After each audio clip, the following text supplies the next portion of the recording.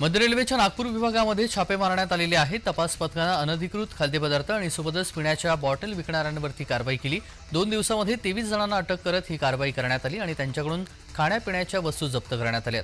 आरोग्यास अपायकारक असलेल्या वस्तू विकल्या जाऊ नयेत यासाठी नागपूर विभागाकडून विशेष लक्ष दिलं जात आहे।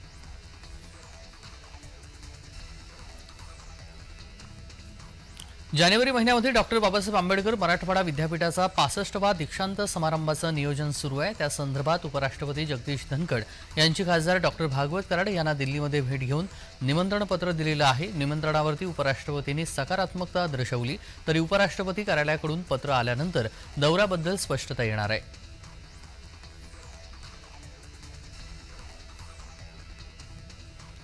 नागपूर शहराला पाणीपुरवठा करणाऱ्या पेंच 4 एक्सप्रेस किडरवर 20 तासांचं शटडाऊन असेल। त्यामुळे शहरातील 10 जलकुंभावरून पाणीपुरवठा होणार नाही। आज 10 वाजल्यापासून उद्या सकाळी 10 वाजेपर्यंत शटडाऊन राहणार आहे। संबंधित लाईनशी निगडीत पाण्याच्या टाक्यावरून पाणीपुरवठा होणार नाहीये आणि याच कालावधीमध्ये टँकरद्वारे पाणीपुरवठा करण्यात येणार नसल्याचं महापालिकेच्या पाणीपुरवठा करणाऱ्या कंपनीच्या वतीनं कळवण्यात आलं।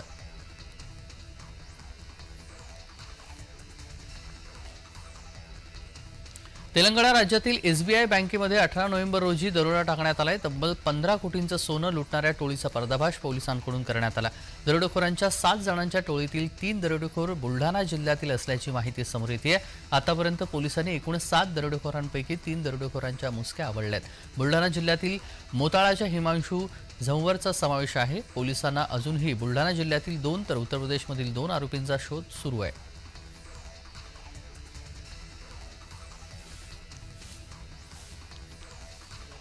बुलढाणा जिल्ह्यातून जाणाऱ्या समृद्धी महामार्गावरती पुन्हा एकदा खासगी ट्रॅव्हल्सचा भीषण अपघात झालाय। चंद्रपूरकडून पुण्याकडे जाणाऱ्या खासगी ट्रॅव्हल्सला समृद्धी महामार्गावरती मागून जोरदार धडक दिली, त्यामुळे हा मोठा अपघात घडलाय। या अपघातामध्ये 5 जण जखमी झालेले आहेत। 30 प्रवासी थोडक्यामध्ये बचावले आहेत।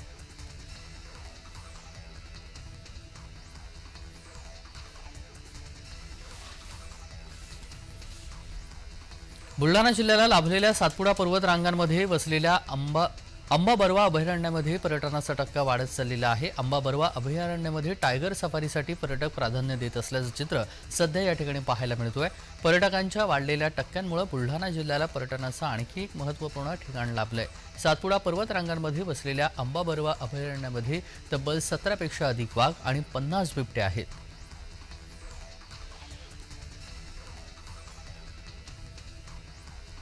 भंडारा जिल्ह्यातील अनेक भागांमध्ये अवकाळी पावसानं चांगलीच हजेरी लावलेली असून तूर भात पिकाचं मोठ्या प्रमाणामध्ये नुकसान होण्याची शक्यता आहे। मागील आठवड्यापासून जिल्ह्यामध्ये ढगाळ वातावरण आहे। पावसानं हजेरी लावल्यानं शेतकऱ्यांची चिंता आणखी वाढली आहे।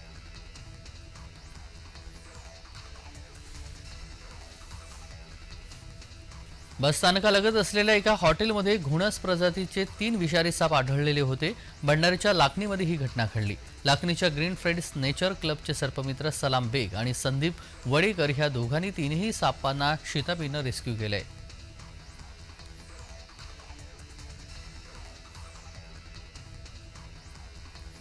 लाखणीकडून भंडाऱ्याच्या दिशेने जात असलेल्या दुचाकीनं रस्त्याच्या कडेला उभ्या असलेल्या एका बोरवेलच्या ट्रकला धडक दिल्यानं हा अपघात झालाय। भंडारा जिल्ह्याच्या लाखणी तालुक्यातील गडेगाव फाटा येथे राष्ट्रीय महामार्गावरती ही घटना घडली।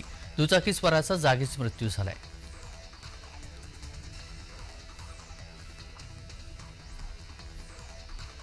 नवीन कार घेऊन देण्याचा आमिष दाखवून व्यावसायिकाला एकानं 3,25,000चा गंडा घातलाय आणि या प्रकरणी रविवारी दुपारी व्यावसायिकाच्या फिर्यादीवरून रामानंद नगर पोलिसांमध्ये गुन्हा दाखल झालाय। विक्रम रमेश मुणोत असं झालेल्या फसवणूक व्यावसायिकाचं नाव आहे। या प्रकरणी पुणे येथील राकेश सुभाष बडगुजर याच्या विरुद्ध रामानंद पोलिसांमध्ये तक्रार दाखल करण्यात आली।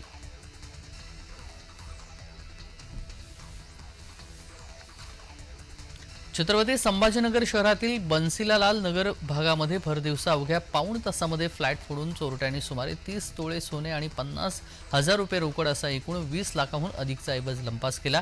कुटुंबीय लग्नासाठी बाहेरगावी गेले असताना हा प्रकार घडलाय। सीसीटीव्हीमध्ये कॅमेरा नसल्याचं समोर आलंय, त्यामुळे ह्या चोरट्यांना शोधण्याचं मोठं आव्हान असणार आहे।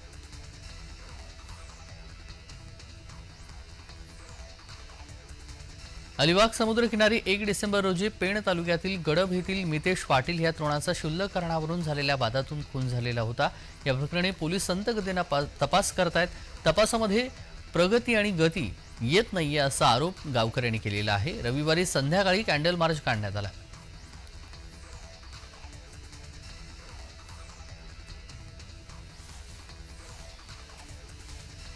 पश्चिम आशियातील सिरियामध्ये अध्यक्ष बशर अल असाद यांची 24 वर्षांची राजवट बंडखोराने उलथवून टाकली.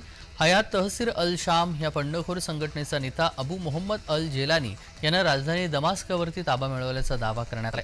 देशातील सरकार, रेडिओ केंद्र आणि टीव्ही चॅनल्स बंडखोरांनी ताब्यात घेतले आहेत. तर राष्ट्राध्यक्ष बशर अल असाद यांचा ठावठिकाणा कुणालाच लागत नसून ते देश सोडून पळून गेल्याची माहिती आहे.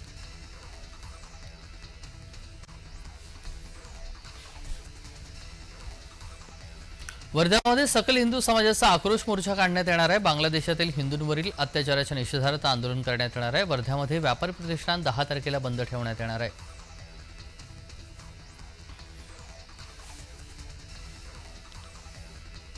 वर्ध्यातील ग्रामीण भागामध्ये धुक्याची चादर पसरली आहे. ढगाळ वातावरणाचा पिकांवरती परिणाम जाणवू लागलाय. धुक्यामध्ये वाहन चालवताना अडचण निर्माण झालेली आहे.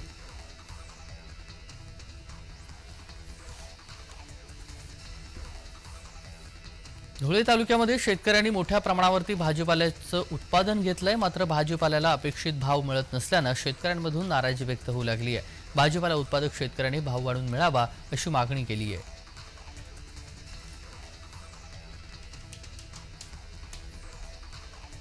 घनदाट जंगलामधून पुण्यातील 6 ज्येष्ठ नागरिकांनी सायकलवरती स्वार होऊन 8 दिवसांमध्ये 500 किलोमीटर जंगल भ्रमंती केली.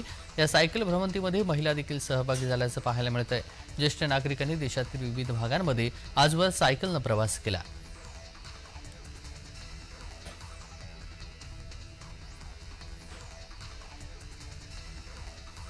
संबळमध्ये मुस्लिमांवरील हिंसाचार आणि अजमेर शरीफ दर्ग्याला लक्ष्य केल्याच्या निषेधार्थ जनसत्याग्रह संघटनेनं शिवा आंदोलन केलं. या आंदोलनादरम्यान 5 काल्पनिक मृतदेहांचा देखावा सादर करण्यात आला. यावेळी आंदोलकांनी अश्रू ढाळत आपल्या भावना व्यक्त करत सरकारच्या विरोधात जोरदार घोषणाबाजी केली.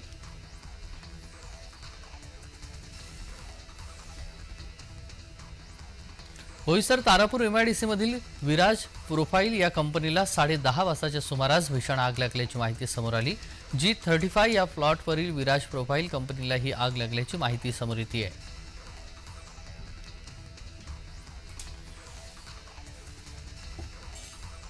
गृहरक्षक दल होमगार्ड संघटनेची स्थापना डिसेंबर 1946 मध्ये करण्यात आली. या अनुषंगाने होमगार्डच्या 78व्या वर्धापन दिनानिमित्त धुळे शहरातील मुख्य रस्त्यावरून बँड पथकाद्वारे पथसंचलन करण्यात आले.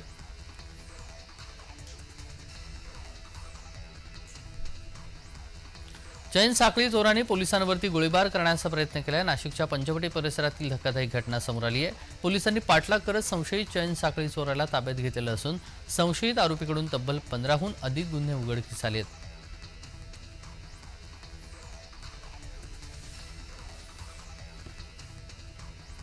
नाफेड कांदा खरेदी प्रकरण पुन्हा वादामध्ये सापडलंय. नाफेडकडून सध्या बाजारामध्ये आणला जाणारा कांदा हा उन्हाळी कांदा नाही तर लाल कांदा असल्याचा आरोप किरण सानप आणि शेतकरी संघटनांनी केला.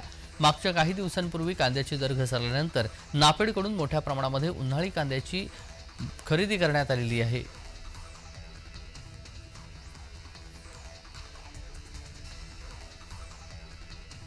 राज्यामध्ये 105 लाख टन ऊसाचं गाळप आहे. साखर उत्पादनामध्ये पुणे आघाडीवरती असून राज्यातील साखर कारखान्यांकडून 80 लाख क्विंटल साखरेचं उत्पादन तयार आहे. राज्यामध्ये परवानगी दिलेले 42 कारखाने हे सुरू झालेत तर गाळपाचा वेग आणखी वाढेल. पुणे विभागातील 26 साखर कारखाने मिळून 26.56 लाख टन ऊस गाळप पूर्ण केला आहे.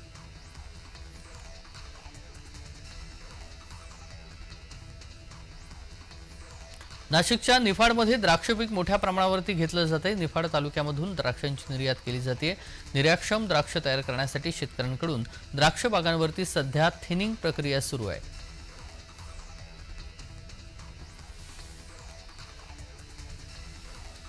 कोकणात तापमानाचा पारा घसरलेला आहे तर सगळीकडे दाट धुक्याची चादर पसरली आहे. काही दिवस गायब झालेली थंडी पुन्हा एकदा परतलेली आहे.